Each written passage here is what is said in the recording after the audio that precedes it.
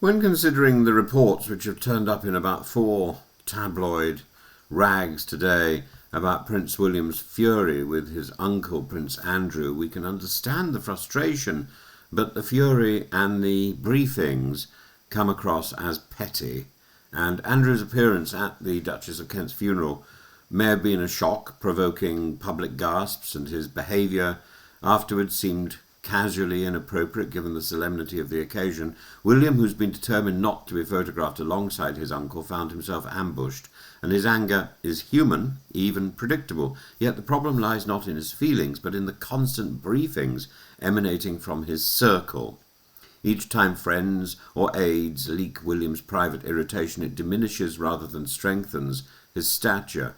Instead of coming across as a poised heir, he appears trapped in petty feuds, and the monarchy depends on dignity, not the drip feed of grievances that sound more like a family WhatsApp than a royal court. This steady stream of stories risks trivializing the serious issues at stake.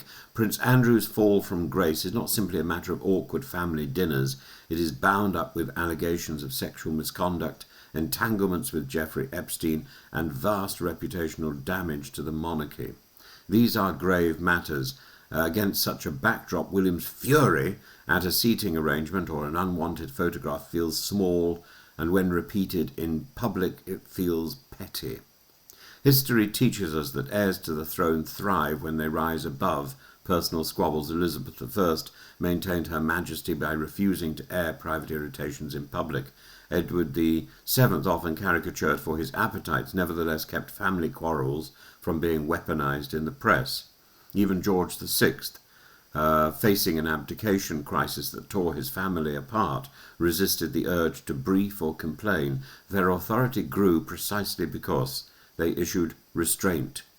William risks falling into the trap of the modern news cycle, letting off the record comments do his talking. What may feel like necessary correction of the record instead makes him look defensive, almost insecure. At worst, it mirrors the behaviour he so dislikes in his brother Harry, whose court of friends has also been accused of feeding the press with grievances. The irony should not be lost on him. The wiser course would be silence. Silence can be majestic, while constant briefing is not. If William wants to embody the future of the crown, he must appear as a man of destiny, not a man of complaint. His uncle's rehabilitation should not be permitted, nor should his uncle dominate his every narrative. Every story that reduces him to being furious chips away at the calm dignity the role demands.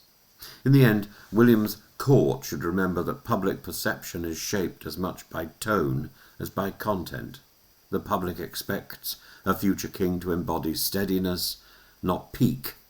His frustrations are understandable, but the method of communicating them is demeaning to him, to the institution he will one day lead, and to the newspapers and the press, to the people, to the people in the United Kingdom, to his future subjects.